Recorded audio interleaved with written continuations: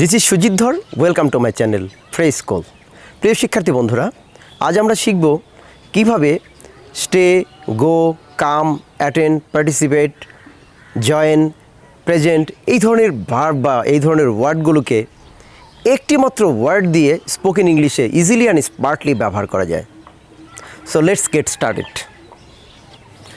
Stay অবস্থান করা, গো যাওয়া, কাম আসা, জয়েন যোগ দেওয়া, অ্যাটেন্ড যোগদান করা, পার্টিসিপেট অংশগ্রহণ করা, প্রেজেন্ট উপস্থিত হওয়া।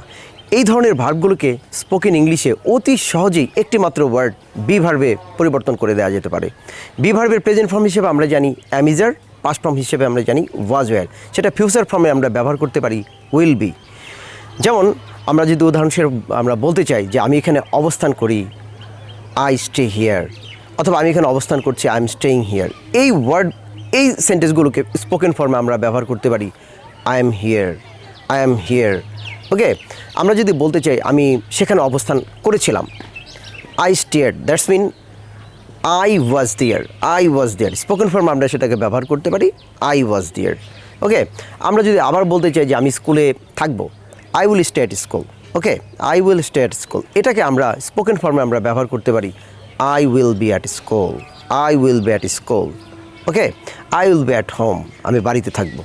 তো এরকমভাবে আমরা এই স্টে ওয়ার্ডটাকে আমরা বদলে দিতে পারি, বি ভার্বে পরিবর্তন করে দিই। আমরা একটা গো যদি বলতে চাই, যেমন আমি যদি বলতে চাই যে আমি বিদ্যালয়ে গিয়েছিলাম, যে I went to school, I went to school, এটা স্পোকেন ফর্মে আমরা ব্যবহার করতে পারি I was at school, I was at school.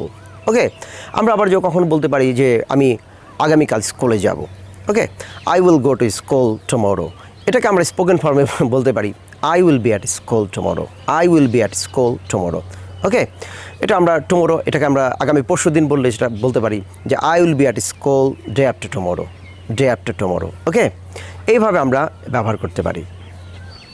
Attend, participate, কাম, গো এগুলোর আমি আরও কয়েকটা এক্সাম্পল দিতে পারি। যখন আমরা বলি আমি এখানে এসে আনন্দিত, I am very happy to come here, এই কাম ভার্বটাকে আমরা বি ভার্বে পরিবর্তন করে দিতে পারি।